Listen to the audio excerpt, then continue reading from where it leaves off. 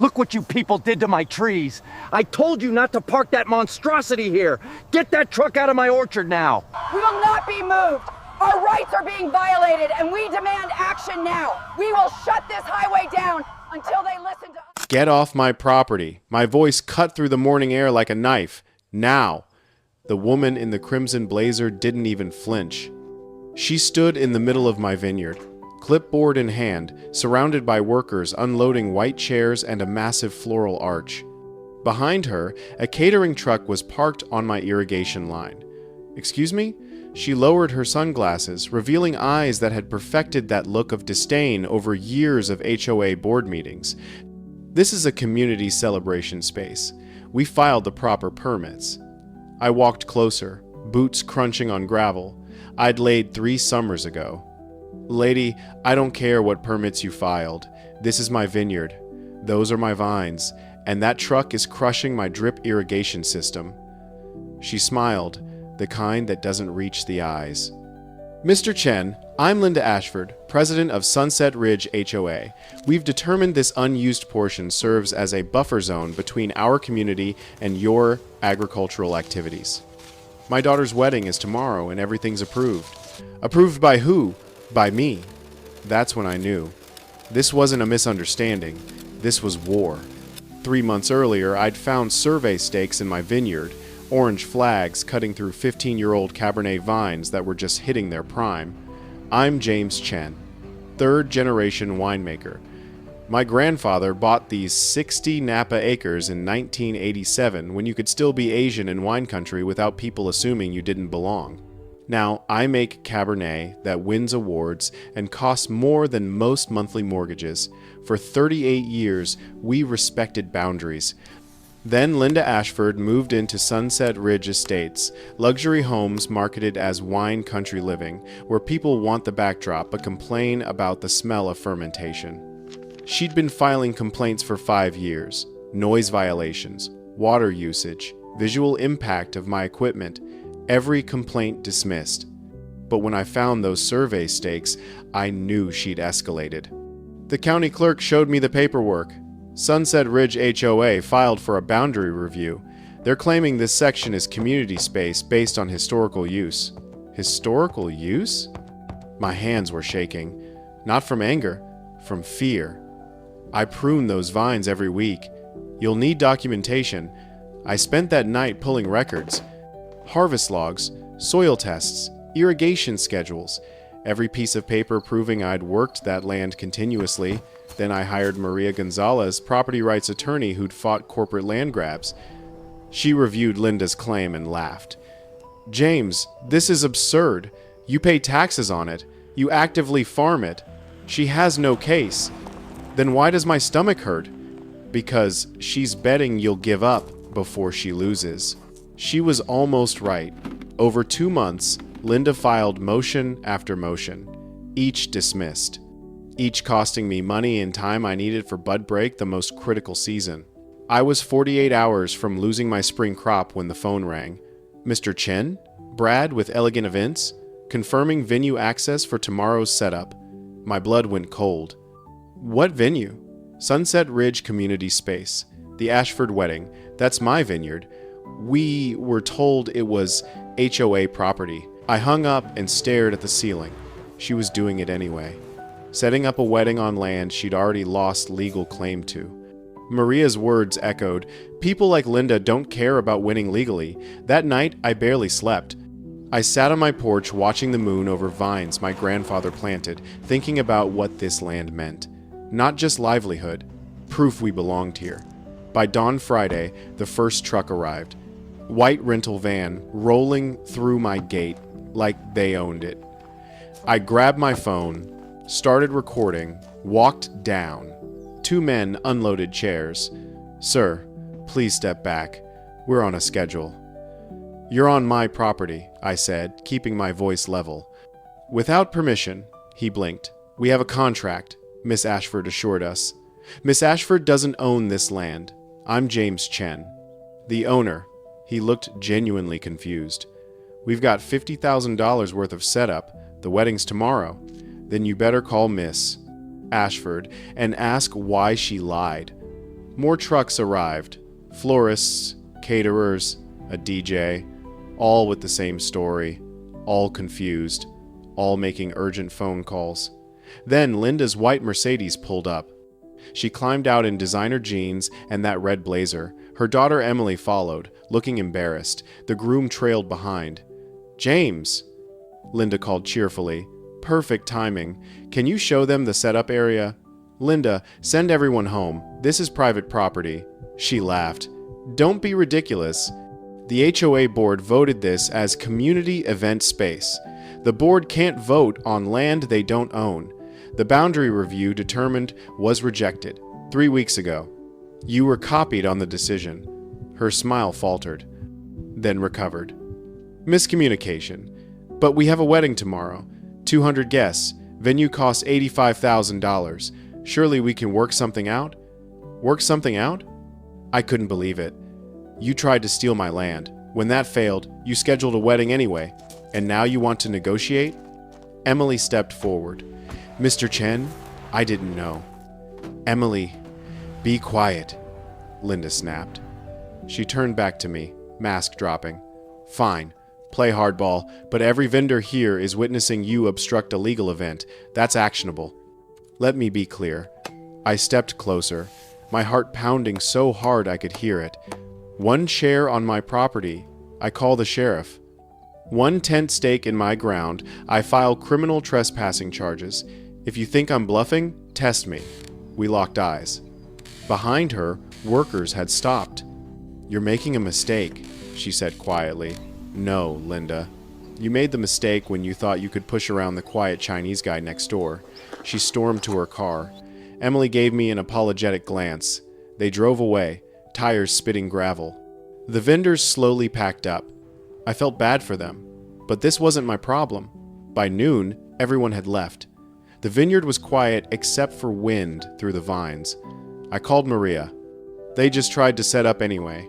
Video? Every second. Good. Filing for emergency restraining order now." The judge granted it within 2 hours, but I knew this wasn't over. I spent Friday fortifying my property line. Temporary fencing, signs, cameras. Hired Marcus, retired sheriff's deputy, to patrol overnight. "Man," he said, "I've seen crazy HOA stuff, but a wedding on someone else's land?" Friday night, I barely slept, checking cameras. Saturday morning broke clear and warm, perfect wedding weather. I made coffee, sat on my porch, waited. At 8 a.m., Officer Reyes called. "We've received a report you're blocking access to a public event." "Officer, there's no public event. I have a restraining order granted yesterday." He checked. "You're right. If she filed a false report, that's a problem." An hour later, he showed up, reviewed everything. "Want to press charges?" "Not against the vendors, but Linda Ashford?" "Yes." Around 2 p.m., Marcus called. "Boss, you need to see this. Cars line the road outside my gate. People in wedding attire setting up chairs. In the road, blocking Silverado Trail. We're guests of the Ashford wedding," a man explained. "Since you blocked the venue, we're having it here." In a public road, deputies arrived. Started writing tickets. That's when I saw her, Linda, with a megaphone. "This is a peaceful protest. We're protesting discriminatory land use that prioritizes agricultural greed over community values." She'd turned her daughter's wedding into a protest. Against me. In the chaos, Emily stood crying while her groom tried to comfort her. I walked over. "Emily, I'm sorry." She looked up, mascara running. "Mr. Chen, I didn't know Mom was planning this. I thought we had an actual venue." Linda appeared. "Emily, don't talk to him. Mom, this is insane. My wedding is ruined." "Your wedding will be beautiful once we get access." "There is no venue, Mom. You lied. You tried to steal someone's land and now everyone knows." Linda's face went white. "I was doing this for you." "No, you were doing this for you, like everything else." Emily grabbed her groom's hand. "We're leaving." They drove away.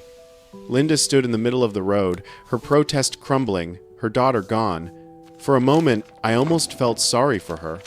The story went viral by morning. HOA President's Wedding Protest Blocks Trail.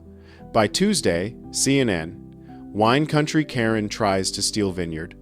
Our spring release sold out in 48 hours. Waiting list hit 2,000 names. I should have been happy.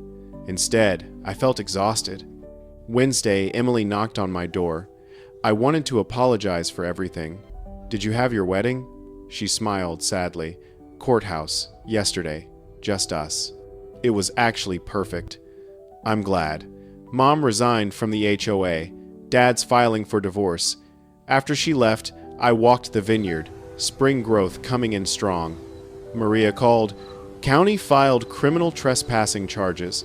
Linda's facing 6 months. Her lawyers are negotiating. A week later, I got a handwritten letter.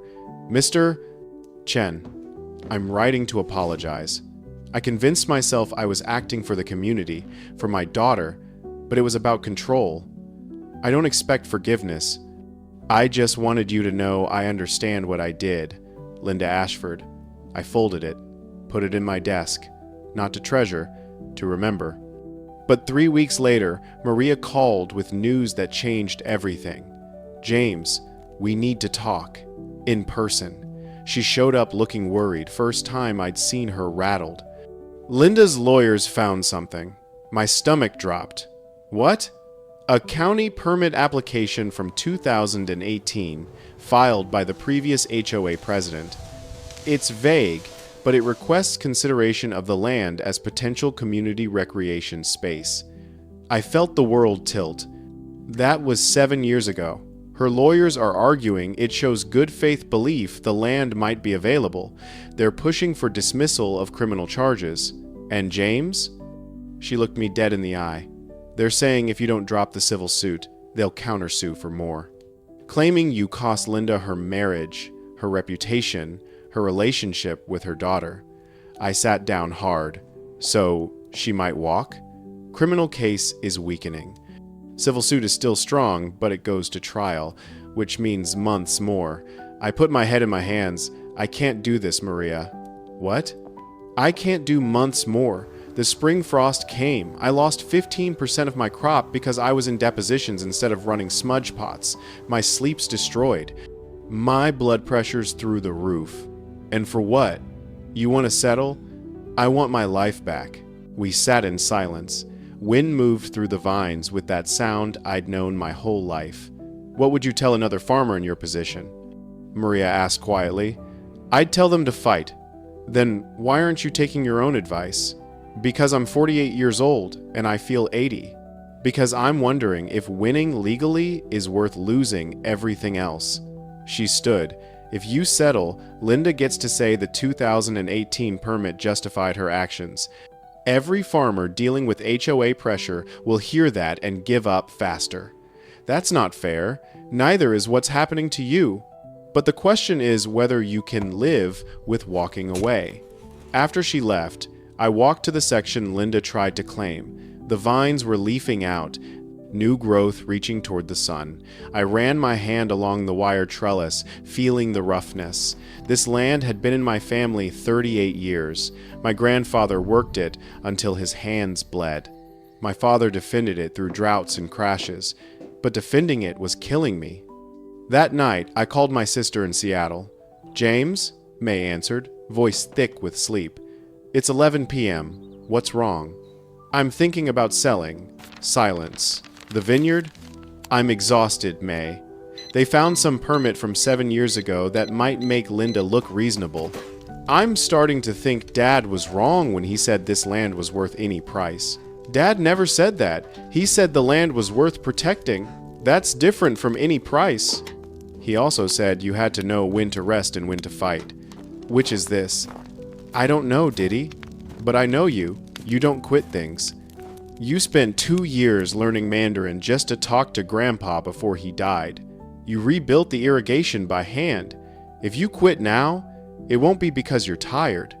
It'll be because you're scared. I am scared. Good. That means you're sane. But being scared and being defeated aren't the same thing. After we hung up, I sat until dawn, watching the sky lighten. By sunrise, I'd decided. I called Maria. I'm going to trial. You sure? No, but I'm doing it anyway. Those 2 weeks before trial were hell. Late spring frost came 3 nights in a row, temperatures dropping to 29 degrees. I spent every night in the vineyard running smudge pots, desperately trying to keep buds alive.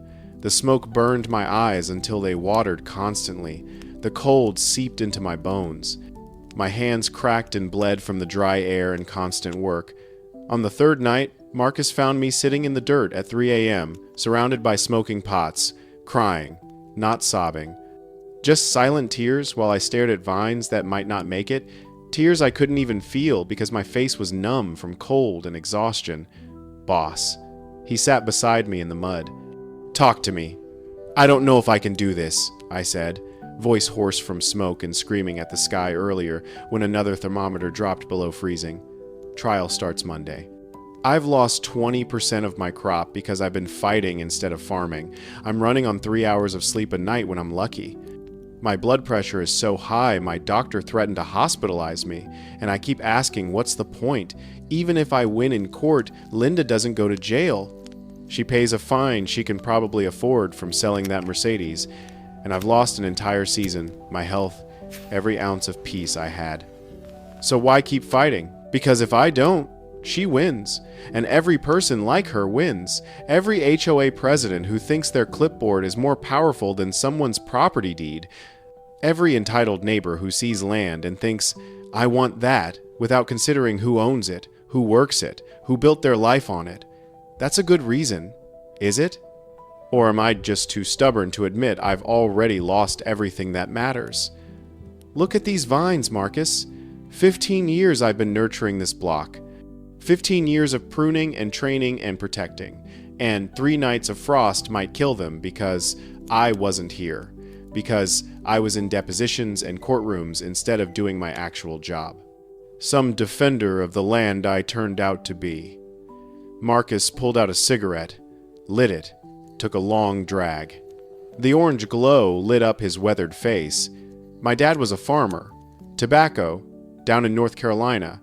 When I was 15, the county tried to rezone his land as residential, told him he had to stop growing, that the smell bothered the new neighborhood spreading out from Charlotte. He fought for 3 years. Spent every penny we had on lawyers. Lost eventually, they eminent domained him right out, paid him half what the land was worth.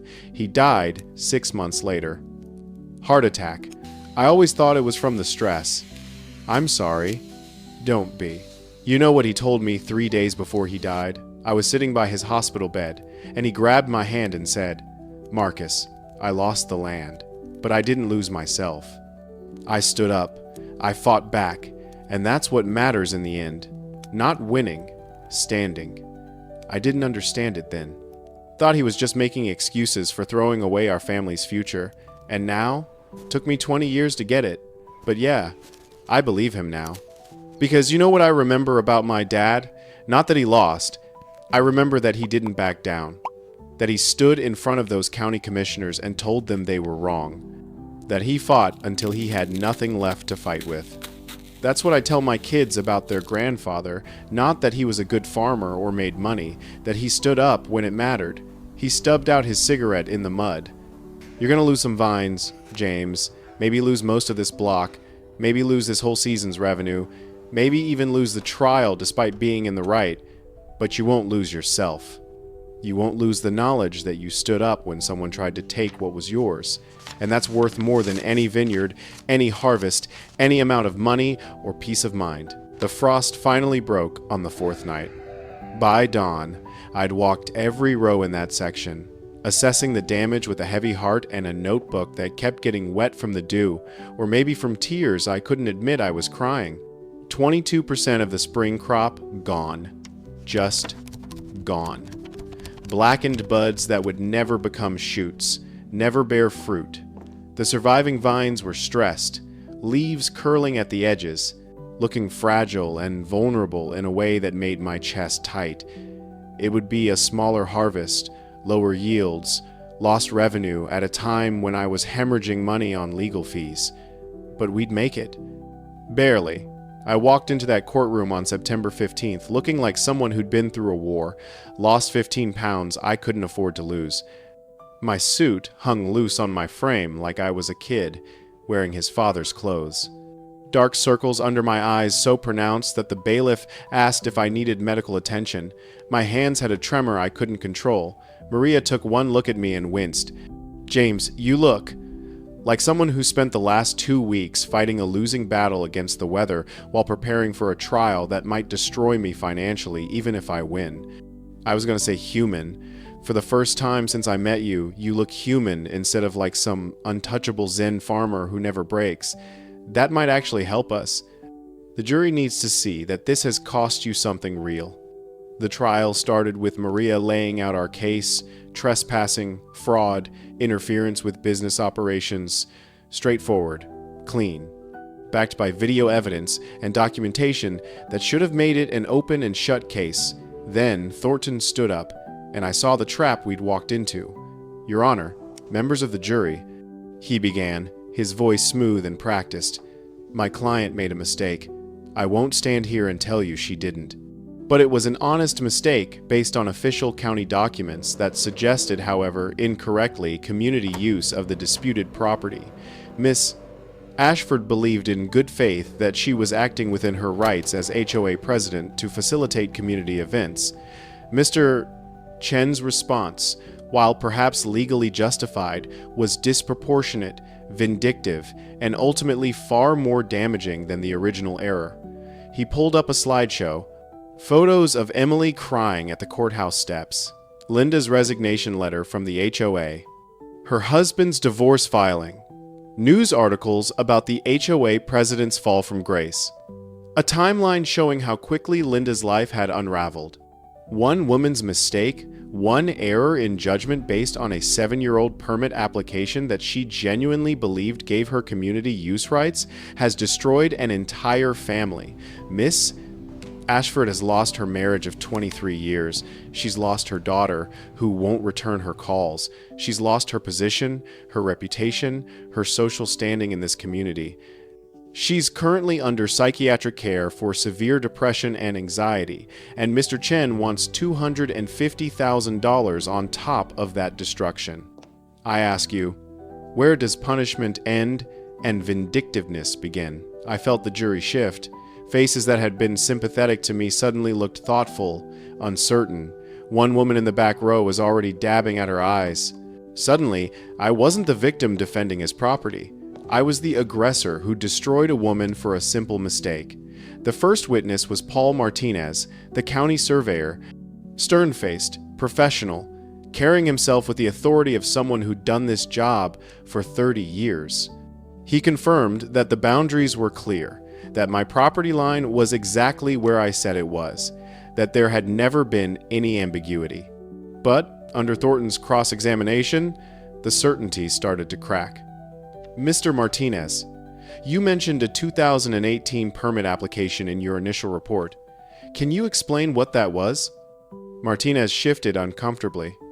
"It was a request filed by the previous HOA president asking the county to consider designating certain parcels adjacent to Sunset Ridge Estates as potential community recreation space." "And did the county respond to this request?" The file shows it was received and reviewed, but not approved. Not approved, but also not explicitly rejected, correct? The lack of approval is an implicit rejection. Please answer the question, Mr. Martinez. Was there a letter sent to the HOA explicitly stating your request is rejected? Long pause. No. There was no explicit rejection letter. So someone finding this file, someone who wasn't an expert in county bureaucratic procedures, might reasonably believe the request was still under consideration? I suppose if they didn't understand how the process works, could someone reading this document reasonably believe the county was considering community use of the property in question? Martinez hesitated, and in that hesitation I saw our case start to crumble. If they didn't read it carefully and didn't understand county procedures, possibly. Thornton smiled. "Thank you, Mr. Martinez. Nothing further." That possibly was all he needed. Suddenly, Linda's actions weren't fraud, they were an understandable misinterpretation of bureaucratic ambiguity. Next up was Brad Stevens from Elegant Events. He testified about Linda's instructions, about being told the property was HOA-approved community space, about her refusal to stop the setup even after I'd informed her it was private property. But under Thornton's cross, the narrative shifted again.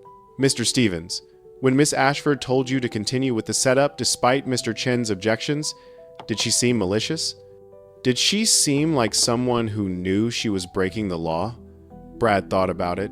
She seemed stressed, really stressed, like someone who was panicking, like a mother watching her daughter's wedding fall apart. Objection, Maria called, leading the witness, sustained, rephrase, Mr. Thornton. What was Miss Ashford's emotional state when she instructed you to continue? She was definitely not calm. She kept saying things like, "This has to work, and I can't let Emily down, and we'll figure out the paperwork." It felt more like desperation than whatever you'd call intentional wrongdoing. The jury was eating it up. I could see it in their faces. Linda was no longer the entitled HOA tyrant. She was a desperate mother trying to give her daughter a special day. The afternoon session brought Emily to the stand, and I knew this would be the moment that would either save or destroy our case. She walked to the witness box wearing a simple blue dress, her face makeup-free, looking younger and more vulnerable than when I'd seen her at the protest. When she was sworn in, her hand trembled visibly. "Miss Morrison?" Maria began gently. "Can you tell us about the wedding planning process?" "My mother planned everything. I just showed up where she told me to." Emily's voice was barely above a whisper. "Did your mother ever mention that the venue was on Mr. Chen's private property?" "No. She said it was a beautiful community space that the HOA had secured for events. She showed me photos and talked about how perfect it would be. Rustic, scenic, exactly what I'd always dreamed of. When did you learn the truth?" Emily's voice cracked, and tears started flowing freely. "The day before the wedding, when Mr. 90, Chen's attorney, served the restraining order and vendors started calling to say they couldn't set up, Mom told me he was just being unreasonable, that he'd get over it, that we'd work it out. I believed her because she's my mother. Why would I think she was lying? How did you feel when you realized what had actually happened?" "Devastated, humiliated. My mother had tried to steal someone's land for my wedding. She'd lied to me, to vendors, to everyone. And when it all fell apart, instead of admitting she was wrong, she turned it into a protest and made everything so much worse." "Objection," Thornton called. "Speculation about my client's motives, sustained. Miss Morrison, stick to what you directly observed. Did your wedding happen as planned?" "No." Emily wiped her eyes. "We got married at the courthouse 2 days later, just us and 2 witnesses. My dad didn't come because he and Mom were already fighting about the divorce. The groom's parents didn't come because they were so embarrassed by the whole thing. It was supposed to be the happiest day of my life, and instead I spent it crying in a courthouse bathroom, wondering how my mother could do this to me." "Are you close with your mother now?" Emily looked directly at Linda for the first time, and the pain in her expression was visceral. "No, I haven't spoken to her since the day of the protest. She's tried calling, texting, showing up at my apartment, but I can't. I can't look at her without remembering that she was willing to steal from someone, to lie to me, to destroy everything for some perfect Instagram moment that mattered more to her than actually caring about what I wanted." The courtroom was absolutely silent. Even the court reporter had stopped typing. "No further questions," Maria said softly. Thornton's cross-examination was calculated and cruel. "Miss Morrison, you're clearly very angry at your mother. I'm hurt. There's a difference. Hurt enough to testify against her in a way that could cost her hundreds of thousands of dollars?" Emily's jaw tightened. "I'm testifying to the truth. What it costs her is her responsibility, not mine. But isn't it possible that your anger is coloring your testimony? That your mother's actions, however misguided, came from a place of love? From wanting to give you something beautiful? Love doesn't involve stealing from people. Love doesn't involve lying." Love doesn't involve turning your daughter's wedding into a circus because you can't admit you were wrong. Your mother is currently under psychiatric care, did you know that? For severe depression and anxiety related to losing her family? Objection. Maria was on her feet. The witness isn't qualified to. Withdrawn. Thornton turned back to Emily. Do you feel any responsibility for your mother's current mental state? Emily's face went pale. Are you asking if I feel guilty that my mother destroyed her own life by trying to steal land for a party? No, I don't. That was her choice, not mine. Even though she's told the psychiatrist she's contemplated suicide? The courtroom gasped. Maria objected again, but the damage was done. The jury had just heard that Linda was suicidal, and Emily, the daughter who'd cut her off, showed no remorse. After Emily stepped down, there was a recess. In the hallway, she approached me, her face wet with tears. Mr. Chen, I'm sorry. I know that last part made me look cold, but I can't. I can't take responsibility for her choices. I can't. You don't have to apologize for telling the truth. My therapist says I need to set boundaries, that I can't let her guilt me into accepting behavior that hurt me just because she's suffering the consequences now. But it's hard. She's still my mother. Boundaries are important. Sometimes they're the most loving thing you can enforce. That's what my therapist says. It doesn't feel loving, though. It feels like abandoning her when she needs help. And there it was, the gray zone. Emily wasn't cold or heartless. She was a daughter torn between protecting herself and feeling guilty for her mother's pain. Linda wasn't a simple villain. She was a woman who'd made terrible choices and was now suffering genuine consequences that hurt everyone around her, including herself. The next morning brought the protest footage, and I thought this would be our moment of vindication. Officer Reyes testified about the road blockade, the citations issued, the traffic disruption, the chaos. Maria played cell phone footage from multiple angles, showing Linda with the megaphone directing people to link arms, telling them to hold the line, positioning the event as a protest against my discriminatory land use practices. Some jurors shook their heads at the footage, but others looked thoughtful. One older woman was nodding slightly, as if she understood the desperation that would drive someone to such measures. Then, Thornton brought out his surprise weapon. Dr. Patricia Ramos, a clinical psychologist specializing in stress-related disorders and crisis intervention. Dr. Ramos, you've evaluated Miss Ashford at the request of her defense team. Can you describe her current mental state? Doctor. Ramos spoke in the measured clinical tone of someone who testified in court many times. Miss Ashford is suffering from severe anxiety with panic attacks, major depressive disorder, and symptoms consistent with PTSD related to the events surrounding her daughter's wedding and the subsequent public humiliation. She's experienced significant life changes in a short-period divorce, estrangement from her daughter, loss of her social position, financial instability, and intense public scrutiny. She's currently on medication and has been hospitalized twice for psychiatric emergencies. When you say psychiatric emergencies, Miss Ashford has expressed suicidal ideation on multiple occasions. She's currently under suicide watch protocols with her treatment team. The courtroom went dead silent. I felt my stomach drop. Whatever moral high ground we'd occupied suddenly felt shaky. Maria's objection was immediate and heated. Your Honor, this is blatant emotional manipulation.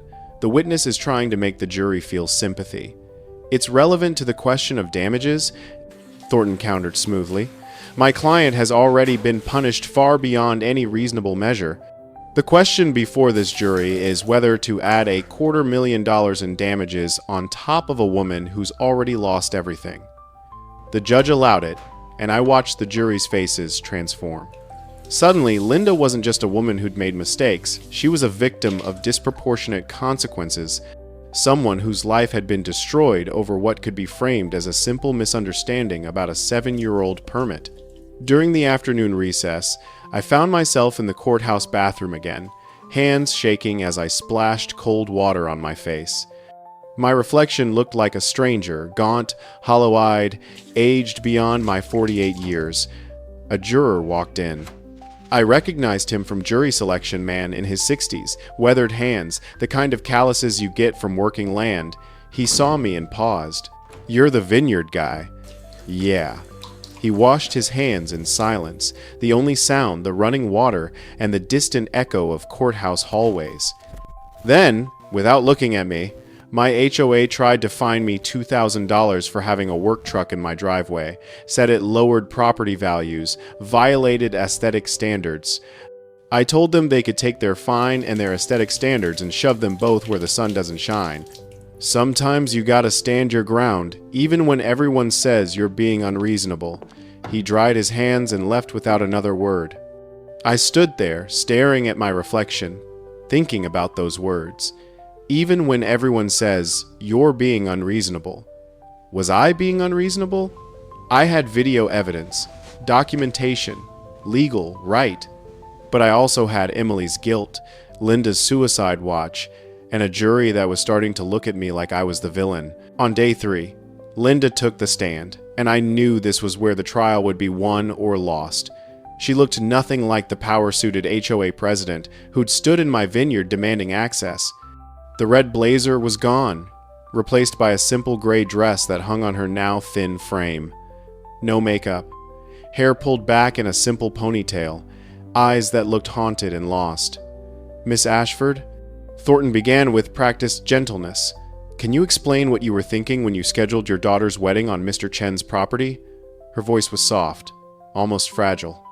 "I just wanted to give Emily something special. The venue she'd originally wanted was booked solid for the entire year.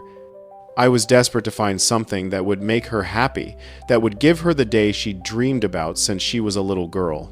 When I found the 2018 permit application in the old HOA files, I genuinely thought we had some basis for using that land. I thought if I just talked to Mr. Chen, explained the situation, he'd be understanding. And when he refused, I panicked. Tears started flowing freely. I'd already put down deposits, signed contracts, spent $85,000. Emily was so excited, and I thought if I just went ahead with it, if Mr. Chen saw how beautiful it could be, he'd realize it wasn't hurting anyone. It was stupid. It was wrong. But I wasn't thinking clearly. I was just a mother trying not to disappoint her daughter. Do you regret your actions? Every single day. She looked directly at me now, and the pain in her expression seemed genuine. Mr. Chen, I am so sorry. I destroyed my own family trying to control something I had absolutely no right to. I cost you money and time and peace. I turned what should have been a simple conversation into a legal nightmare. And now everyone's paying the price. You, me, Emily, everyone. I don't expect you to forgive me. I don't even know if I can forgive myself. I just want you to know that I understand now what I did. I see how wrong it was. It was a good performance if it was a performance. But watching her, I found myself wondering if maybe it wasn't. Maybe this was just a person who'd made catastrophically bad choices and was now drowning in the consequences. Maria's cross-examination was sharp and unforgiving. Miss Ashford, you testified that you found the 2018 permit application in April of this year. Is that correct? Yes. And when did you receive the county's rejection of your boundary review? March. So you knew the county had already ruled that the land was Mr. Chen's property when you found this 7-year-old document, correct? Pause. Yes. Did you contact the county to ask if the 2018 permit application was still relevant or valid? No. Did you consult with a property attorney before scheduling a major event on land you'd already been told wasn't yours? No. Did you tell any of the vendors you hired that you were basing your claim to the property on an unapproved permit request from 7 years ago? No. So, you made a series of assumptions that happened to support what you wanted to do and proceeded without any verification. Is that accurate? Linda's composure began to crack. I wanted to believe that we had some right to the land. I made a mistake. You've apologized repeatedly in this courtroom. Very emotional, very moving. Apologies. But did you apologize to Mr. Chen before he filed suit? Before you were facing legal consequences? I know. Did you offer to pay for the damage your vehicles caused to his irrigation system? No. Did you offer to reimburse him for the time he spent dealing with your trespassing? No. Did you acknowledge any wrongdoing before you were caught and facing public humiliation? I was trying to protect my reputation. Exactly. Maria's voice was like ice. You weren't sorry for what you did. You were sorry you got caught. You weren't apologizing for trespassing and lying. You were apologizing for the consequences. There's a difference, miss. Ashford. The jury's expressions shifted again, but I couldn't tell which direction they were leaning. Some looked angry. Some looked sad. Some just looked confused and exhausted, the way I felt. Closing arguments came on day 4, and by then I was running on pure adrenaline and stubbornness. Thornton went first, painting Linda as a tragic figure brought low by a cascade of consequences that far exceeded her original error. Ladies and gentlemen, we all make mistakes.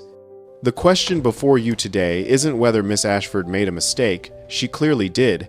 The question is whether the punishment has already exceeded the crime. She's lost her marriage, lost her daughter, lost her position in the community. She's under psychiatric care. She's contemplating suicide. And now Mr. Chen wants $250,000 on top of all that. At what point does justice become vengeance? At what point do we say, enough? Maria's closing was surgical but measured, and I could tell she was walking a careful line. Members of the jury, we all have sympathy for Miss Ashford's current situation. No one wants to see a person suffering, but let's be very clear about how we got here. Miss Ashford made a choice. She had months to make this right, months to apologize, to compensate Mr. Chen, to acknowledge her error. She chose not to. She chose pride over principle. She chose to escalate rather than apologize. She chose to turn her daughter's wedding into a protest rather than admit she'd been wrong. Those were her choices, and choices have consequences.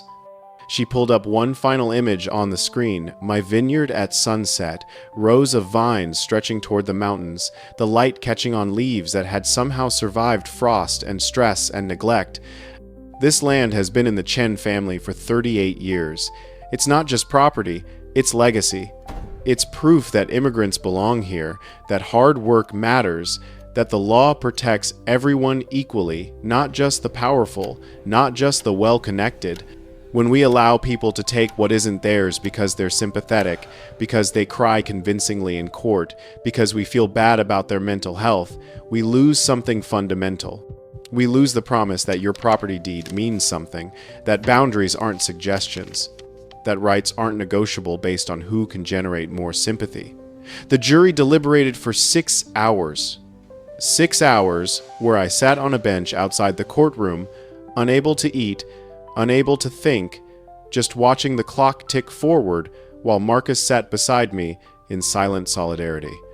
When the bailiff finally called us back in, I felt like I was walking to face a firing squad. Bob Thompson, the jury foreman, the man with the weathered farmer's hands who'd spoken to me in the bathroom, stood to read the verdict. He looked at me once, his expression unreadable, before turning to the judge. On the charge of trespass, we find for the plaintiff, Mr.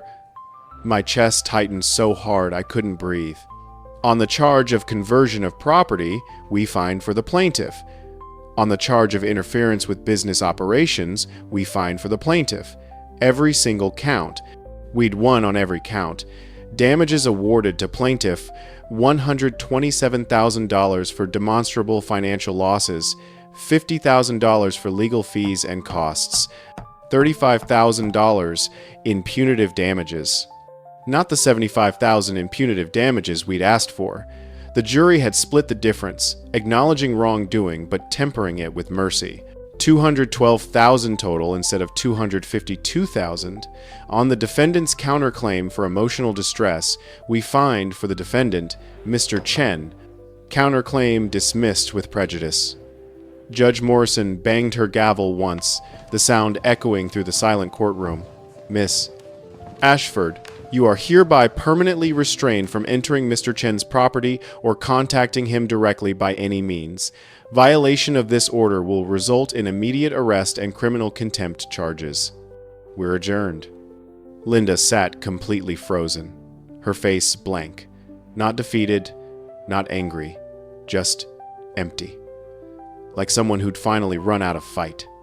Outside, the courthouse steps were swarming with reporters, cameras, microphones thrust forward like weapons. I gave the briefest statement I could manage, my voice hoarse and cracking. This wasn't about revenge. It was never about revenge. It was about protecting what's mine. Property rights matter. Boundaries matter. And when you make a mistake, when anyone makes a mistake, you own it immediately. Not after you're caught, not after you're sued, not after your daughter cuts you off. You own it right away. That's what being an adult means. That night, I drove back to the vineyard in silence, too exhausted even for music. The sun was setting as I pulled in, painting everything in shades of gold and amber that would have been beautiful if I'd had any capacity left to appreciate beauty. I walked to the section Linda had tried to claim, ran my hand along the wire trellis, feeling the familiar roughness of metal and tension. The vines were recovering from the frost damage slowly, painfully, but recovering. Sparse foliage, smaller clusters than usual, but alive, surviving, like me. Marcus found me there as the last light faded. You won. Yeah, you don't sound happy about it. I'm relieved. But Marcus, I spent 8 months of my life on this, lost a quarter of my crop, aged 10 years, nearly had a heart attack from stress, and yeah, I won. I proved that Linda was wrong and I was right, but I don't feel victorious. I feel tired. So incredibly tired. You did more than prove Linda was wrong. You proved that quiet people can stand up and fight back. You proved that boundaries matter, that property rights matter, that you can't just take what you want because you're powerful or well-connected. I know all that intellectually. But right now, standing here, looking at vines that might never fully recover from the frost, looking at empty spaces where clusters should be, adding up how much this cost in every possible way. I'm not sure the cost was worth the principle. And that's a terrible thing to admit after winning. He sat down in the dirt beside me, and we both just stayed there in silence, watching the sky darken and the first stars appear. The temperature dropped as night came on, and I remembered all those nights running smudge pots, fighting the frost, crying in the darkness. Your grandfather, Marcus said eventually. Would he have fought? Probably. He was even more stubborn than I am. Would he have regretted it? I thought about that for a long time. I don't know. He used to say something. The land endures. People don't. We're just temporary caretakers. Maybe he meant we're not supposed to win everything. We're just supposed to stand for something while we're here, even if it costs us everything. That's some pretty heavy philosophy for a Friday night. That's exhaustion talking. The harvest came right on schedule despite everything. October 3rd, 2025 at 4:47 a.m. when the first light touched the eastern hills. Reduced yield down almost 30% from normal, but the quality was exceptional. Stress sometimes makes better wine, concentrating flavors, intensifying character. The crew moved through the rows under the rising sun, their practiced hands gentle with clusters that had survived so much. Despite everything, the legal battle, the frost, the stress, the exhaustion, the routine felt healing. The rhythm of harvest, the smell of crushed grapes, the sound of bins filling with fruit. This was what mattered.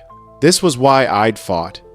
That evening, I opened a bottle from 2019, the year before the war started, when life was simpler, and poured glasses for everyone who'd stayed to help. To 2025, I said, raising my glass. The year we survived. They cheered and drank, and for the first time in 8 months, I felt something that might eventually become peace. For the first time in 8 months, I felt something close to peace. 3 weeks after harvest, I was closing the barrel room when I heard a car. Linda stood by my gate. She looked different, thinner, hair shorter, dressed simply. No red blazer, no clipboard. Just a woman at the end of something. We stared at each other. "I'm not here to cause trouble," she said. "I just needed to see it. The land I tried to take." "Why?" "Because I need to understand what I was willing to destroy for a party that didn't even happen." She looked past me at the vineyard, rows heavy with new growth. Crush pads still damp from harvest. "It's beautiful," she said quietly. I never actually looked at it. I just saw empty space I could use. I never saw what you see. And what do I see? Legacy, continuity, proof you belong here. She turned back. I destroyed my family for control of something I never understood. My daughter won't speak to me. My ex-husband remarried. My entire social circle disappeared, all for a piece of land I didn't even need. Linda, don't. She held up her hand. I don't want forgiveness. I just wanted you to know. I see it now. What I did, what I took, wasn't just land. It was dignity. And I'm sorry. She walked to her car, an older Honda, not the white Mercedes. Before getting in, she turned. Your grandfather would be proud. Not everyone fights when the world says surrender. Then she was gone. I stood there long after her taillights disappeared, watching the last light fade. The 2025 vintage turned out exceptional. 2 years later, critics called it my finest work. Some joked about notes of justice. I called it honest. Linda moved to Arizona, started working at a plant nursery. Emily had a baby, a daughter named Sophia. She sent me a birth announcement. Thank you for teaching me that love means boundaries. I framed it next to Linda's apology letter. Not as trophies, as reminders. My vineyard thrives. The vines she tried to steal are my most productive. Every spring when I prune that section, I remember. Not with anger, with understanding. The land endures. People break. Sometimes the cost of standing firm is everything. But you do it anyway. One afternoon, an older Asian man knocked David Liu from Paso Robles. His HOA had been restricting his harvest schedule. I was going to sell, he said. Then I read your story. And I decided to fight. We talked for 2 hours. I gave him Maria's card, shared documentation process, told him the truth about what it would cost. It'll be hell, I said. You'll lose sleep, money, peace. You might lose crop like I did. Are you ready? He smiled, tired but determined. My grandfather bought that land in 1952. I'm not giving it up because some board president doesn't like the smell of grapes. After he left, I walked the vineyard. Sunset turning everything gold. This was the real victory, not the verdict. This, proof that one person standing firm gives everyone permission. The land teaches patience. The vines teach resilience. The fight teaches you who you are when everything else is stripped away. On 60 acres in Napa Valley, in 2025, I learned all three. And though the cost was higher than I imagined, I'd pay it again, because some things are worth more than peace. Like knowing that when you look in the mirror, you see someone who stood when the world said surrender. That's worth every sleepless night, every lost vine, every moment of doubt. The land endures. And so do we.